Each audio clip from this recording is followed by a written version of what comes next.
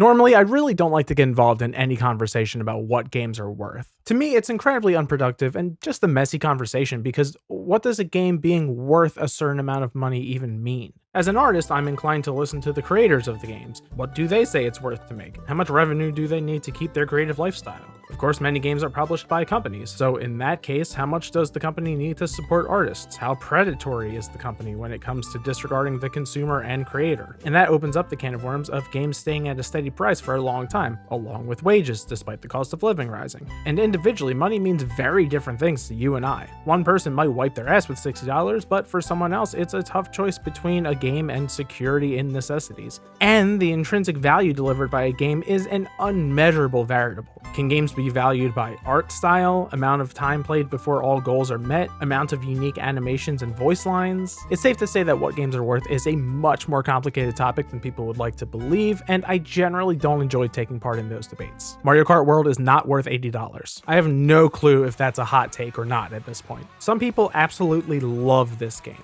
From my perspective, it has a few great tracks, feels nice, looks and sounds amazing, and has a lot of flaws. But I think even players who wholeheartedly love this game wish it wasn't $80 for the physical copy, or at least are happy to have gotten it for $50 digitally with the Switch 2 bundle, like I did. But as the gaming industry tiptoes its way into higher prices, I feel the need to question if what we're getting represents a true synthesis of company resources, technological capabilities, and the evolution of years of game design. In Mario Kart World's case, does it fully utilize the Switch 2 and its bold shakeups to the formula in a way that sets a new standard for Mario Kart? For Nintendo?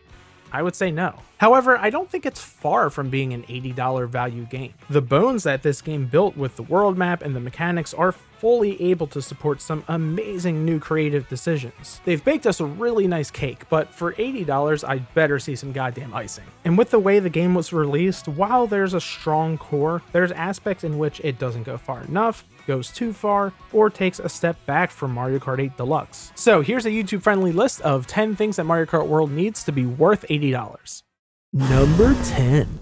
Mario Kart World was never going to stack up to the breadth of content offered by Mario Kart 8 Deluxe, especially post-DLC. But that's no reason to walk backwards from the starting point of 8 Deluxe and launch 8. Or away from the long-standing tentpoles of the franchise. Mario Kart World hosts 30 tracks at launch, reusing 2 in different forms to fill out Grand Prix. And I think it's kinda silly to not get the proper 32. Grand Prix itself is the bigger issue though. Because of World's dedication to the open world and connected tracks, a Grand Prix Cup only lets you play 3 laps on one of its 4 courses. This is an area where Mario Kart World makes big changes and pushes it too far. At least for me, Grand Prix is the main way that you get to know these tracks, and this format doesn't let you familiarize yourself with them at all. They barely leave an impression on you when you only race through 1 lap at the climax, so much so that I appreciated the tracks way more in Versus. I'm not saying Grand Prix should only be the standard 3 lap, but for $80, give us both. 3 lap to dig into the tracks, and interconnected to show off your highlighted routes of the world. Plus, you've just doubled the amount of content in Grand Prix. But we're not just here to talk about bringing the roots of Mario Kart back to World. So what else could World do to enhance player freedom? For one, once you unlock Rainbow Road, give us a knockout tour with it. Put it in free roam and let us check it out. It's just a little weird to isolate it to this very specific scripted format, considering the rest of the game. World also really needs to tell Lakitu to back off. It's strange, the game prides itself on its openness, and yet in some ways Lakitu feels more restrictive, limiting your creative expression on tracks and in Knockout to very thin lanes. I get that they can't allow everything, but there's some very reasonable paths and shortcuts that should absolutely get through LSA.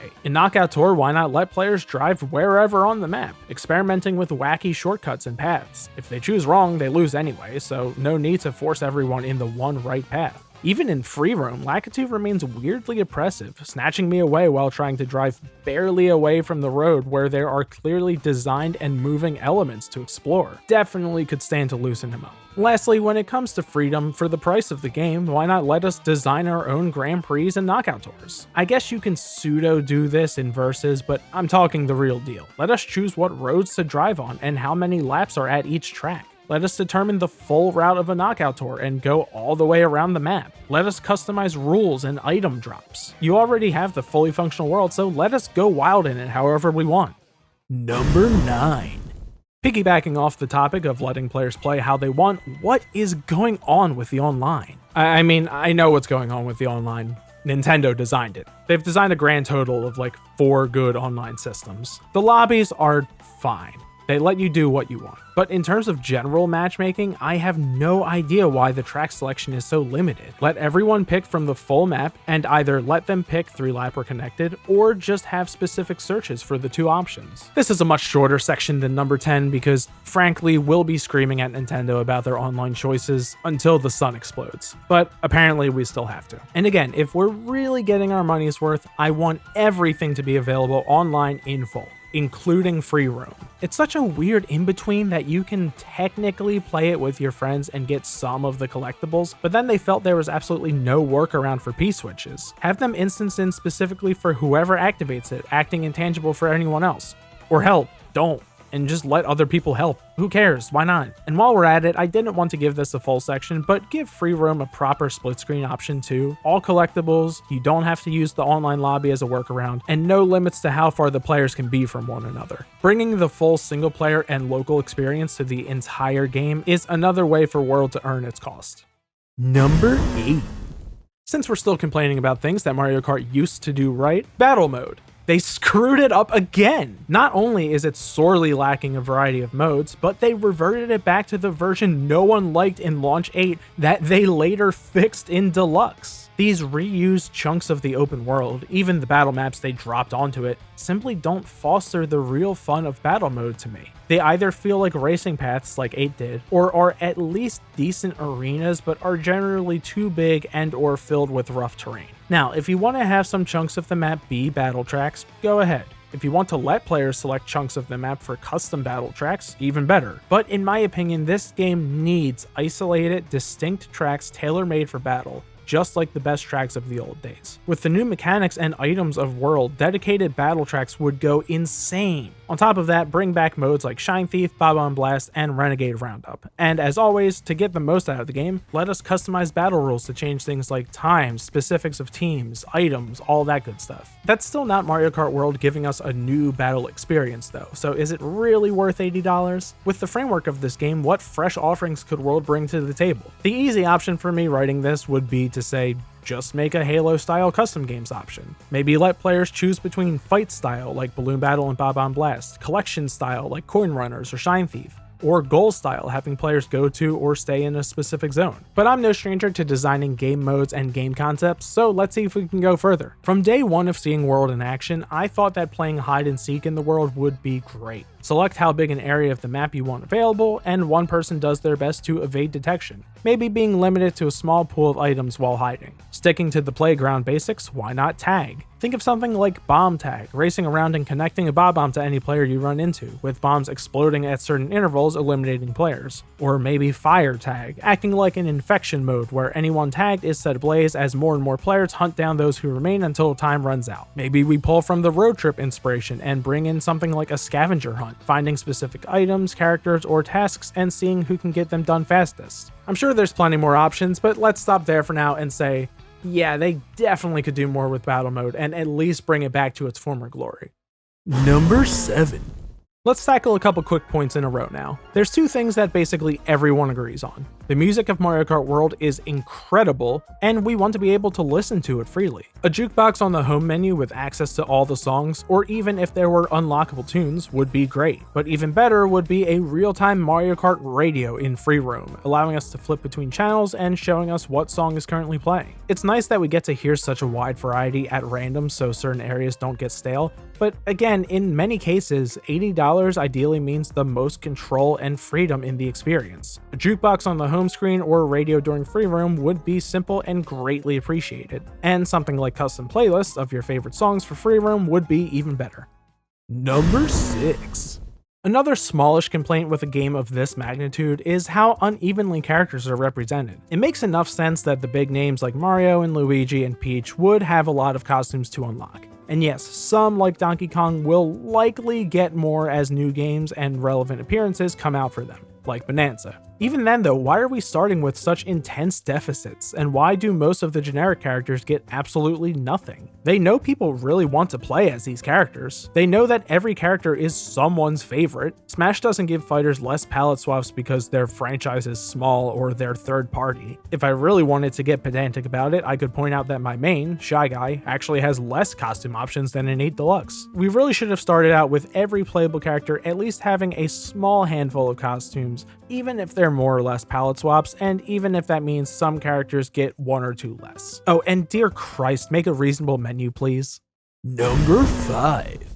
Back to another fault that fails to help the game live up to its price tag, I feel that collectibles in this game are entirely wasted. I think what they are is fine and varied enough, though some P-Switch challenges are pretty lame, but as everyone agrees, the fact that there's no concise way to find or keep track of Peach medallions or P-Switches in the same way as question mark panels is baffling. What's more confusing to me though are the stakes of all of the collectibles. That is to say, there really aren't any. Some nebulous combination of factors gets you mirror mode. Otherwise, it's all just stickers, something I don't know if literally a soul cares about. With free roam and the open world being a major selling point and justifier of the $80, why not make it more woven into quality unlocks? Lock special carts and costumes behind it. Unlock music for the jukebox and playlist that should be in the game. If you keep core cart progression behind coins, have them give you big coin boosts instead of scattering them around the world. Unlock palette swaps for carts or costumes, or new atmospheric settings for courses. Just make them mean anything. Honestly, make completing things like all Grand Prix, knockout tours, and time trials mean more too. It feels nice to win game to game, sure, but World lacks a strong sense of progression and weight to completing tasks, and the side missions are like if finding Koroks gave you nothing helpful, were untrackable, and were the only thing to do in the world. Number 4.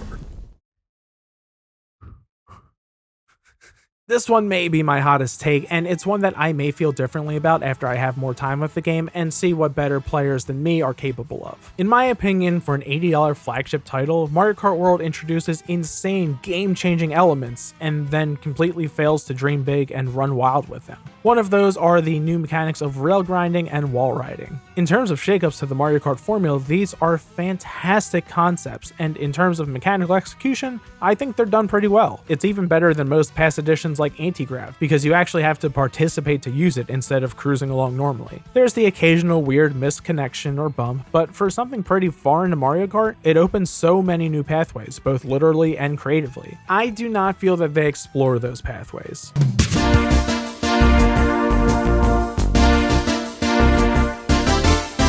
To me, the major issues here are their inconsistency and the way they're worked into tracks. While it can feel amazing to pull off the proper sequence of jumps and grinds to fully drive along a tricky path, it's up in the air whether going to that effort actually rewards you. In my own testing, I've seen mixed results. Sometimes taking the tricky path definitely puts you ahead of the pack, or at least gives you a glider or an extra item. Other times though, especially when it comes to rails, they exclusively slow you down, allowing those racing the main path to easily pass you. Most of these paths are really high risk. If you get hit with an item, like lightning every 20 goddamn seconds, or run into a corner, you're going to plummet in the ranks. And the reward for taking that risk is not enough of a guarantee in my opinion. Plus, even where there are some theoretically really cool freeform shortcuts and trick paths, Lakitu again comes in to kill your fun. Watching current leaderboards pretty much validates my suspicions. While some like Wario Stadium and Bowser's Castle get pretty cool and crazy, most rely on racing fundamentals, kart character selection, and at most a couple smart jumps into bounceable environment. So if they're not a competitive advantage and too difficult to risk for the extra style, what's the point? This is a tough issue to address properly though, because it's a really tender balancing act. If you make it so that grinding and wall riding are the definitive best and fastest paths, then you're going to separate the game into players who can do that and players who can't, and that's not fun. But I don't think the devs leaned into these new mechanics enough to really weave them in and make them staple parts of the tracks. A middle ground between their current state and the way anti-gravity was used in Mario Kart 8 would probably be perfect. They should feel like pathways that any intermediate player can take and consistently contribute interesting designs and purpose to tracks, whether that be entire split off sections, hidden items, shortcuts, speed boosts, or ways to avoid getting hit, while still coming with some risk of failing to take the path. Maybe if they're integrated into the main paths just a little more, there could be a need to balance on rails or more obstacles on walls that knock you off. Ways to make those paths a guaranteed speed boost that still keeps you on your toes. Don't get me wrong, there are some really cool uses of these mechanics in World, with highlights like DK Spaceport and Sky High Sundae really showing off their potential in short, effective bursts. But despite being the big new expensive Mario Kart, it doesn't feel like it truly lives with its decisions the way that past Mario Karts did with theirs. Number 3. Of all my points, this is one that's less of a missed opportunity and more of, well, a threat, really. Every single update to this game better be free. And I mean free, not small updates and paid bigger expansions, not included in NSO Expansion Pass, free. The cost of this game should not only account for what we've already bought, but what we shouldn't have to pay for in the future. Mario Kart is the kind of game that lives on forever. If it becomes a game that grows and grows and grows, all for free after the initial purchase, that's worth the money. In terms of what we could and should see from World DLC, the absolute easiest, most obvious, and most likely to be free are characters, costumes, and carts. There's basically no way that doesn't happen. So what else could they do? More battle modes would of course be appreciated, but being stuck to the existing maps would still be a hurt. That really only leaves us with core tracks. Obviously, players will be expecting DLC tracks for this game, but with the layout of this world, how would they work those in? Well, for $80, I'll tell you how. New connected landmasses added onto the map.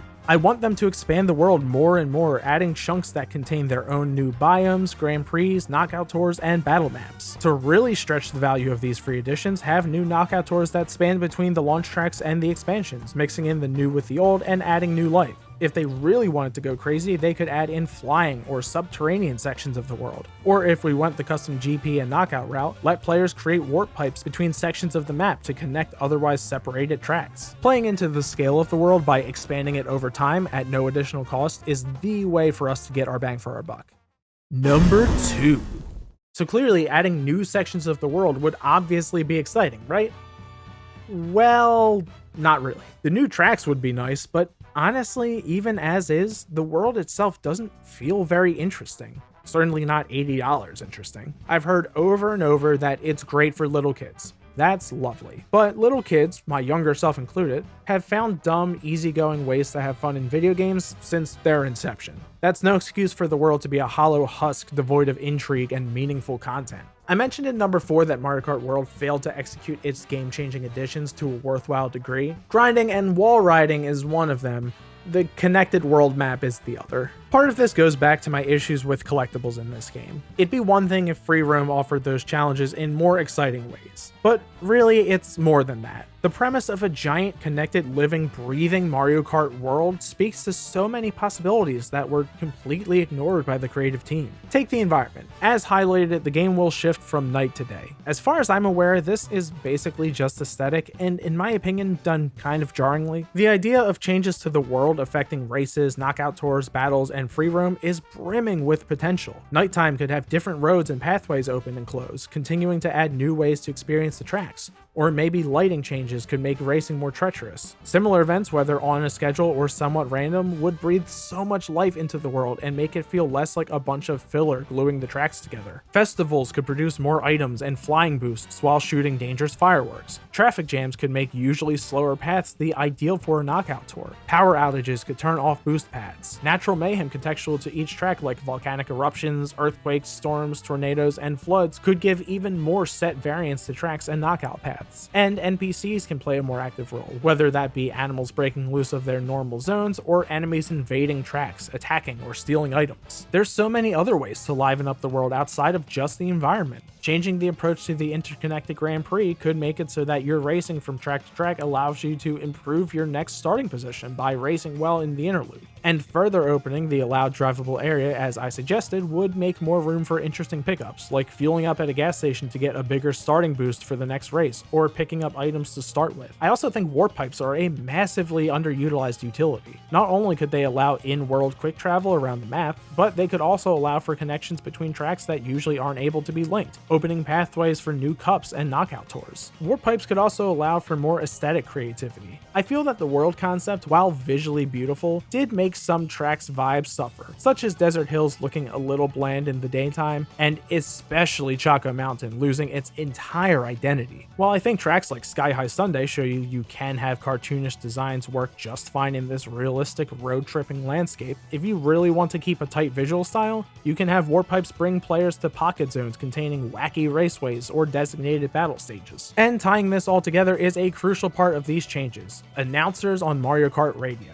The talking flower from Wonder is the first character that comes to mind for this role, but I'm sure there's plenty you could come up with. While you're in the middle of cruising around listening to music, an announcement could come over the airways telling you about environmental hazards, enemy sightings, road changes, warp pipe appearances, basically everything I just outlined. You would also get these announcements scrolling across the home screen and in the free roam lobby of online, informing your decisions on what tracks to pick and where to drive once you're there. As I said earlier, the base of a fantastic large world is already there, but despite the price tag, they didn't put effort into making the world feel exciting, adventurous, and ever-changing. These changes, to me, are the missing link of free roam and the entire world moniker.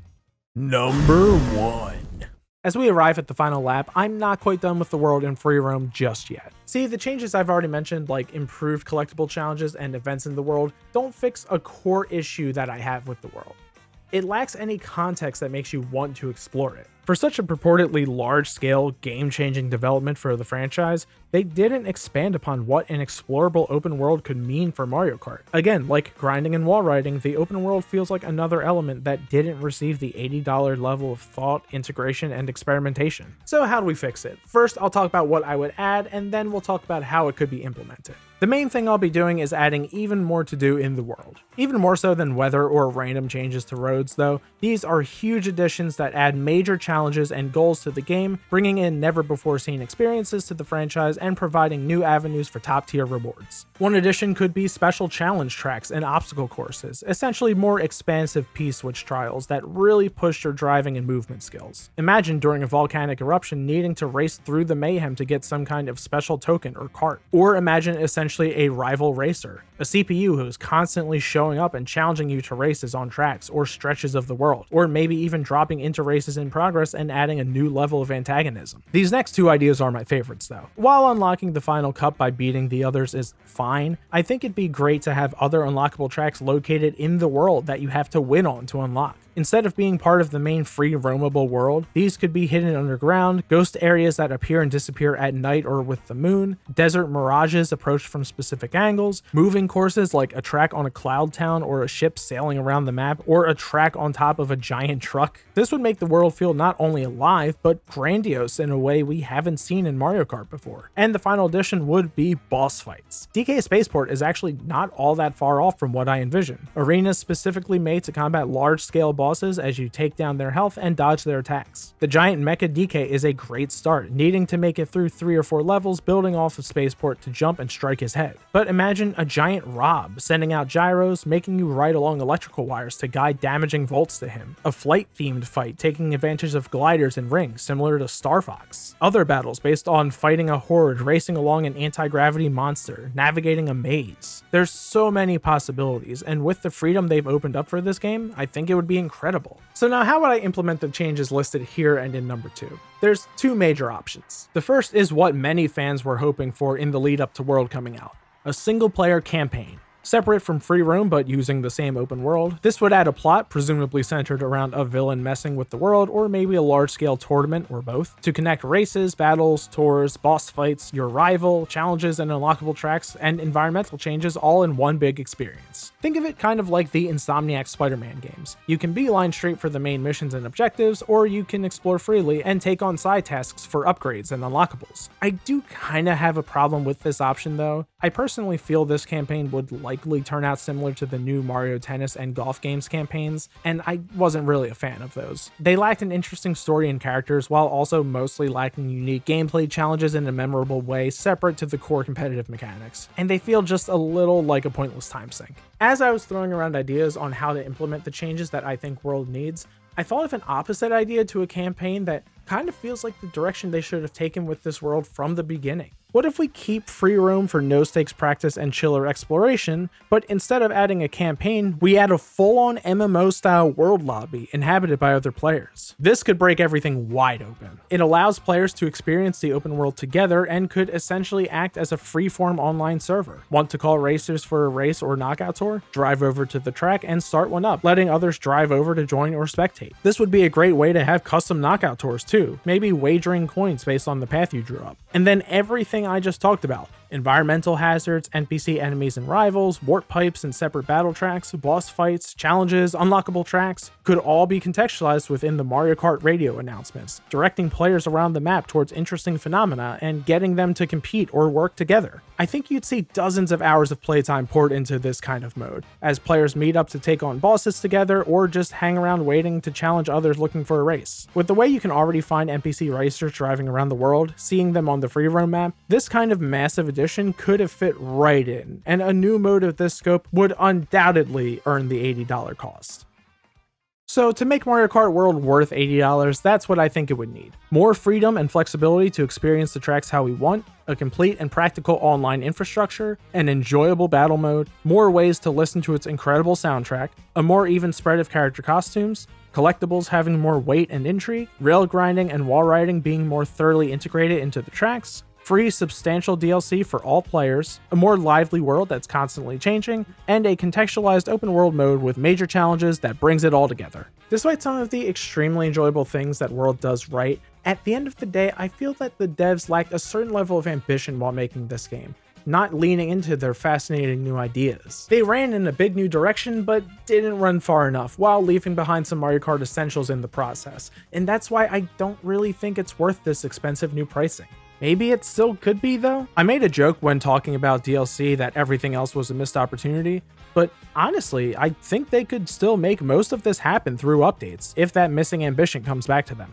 They could easily make a traditional Grand Prix option and add custom games. They could add discrete battle tracks and new modes. They could fix online matchmaking and make free roam complete in multiplayer. They can add music listing options, more costumes, new P-switches fostering limited time unlockables, and DLC greatly expanding the map with tracks that work in the mechanics even more. Hell, if they really want it, they could add in that big new contextual world mode, allowing for all the changes I mentioned in numbers 1 and 2. Nothing I've talked about in this video is off limits, and while I'm confident we're not going to get any of it, or at most we'll get some free DLC and improvements at a painfully slow pace, what I've covered here shows the scale that Mario Kart World needs to show you what kind of game $80 gets you. But let me know what you think. Are you liking Mario Kart World? Do you think it lives up to the price tag? What kind of changes would you make? Or do you think I'm an idiot and the game is perfect as is? Sound off in the comments. Oh, and here's my tier list, by the way.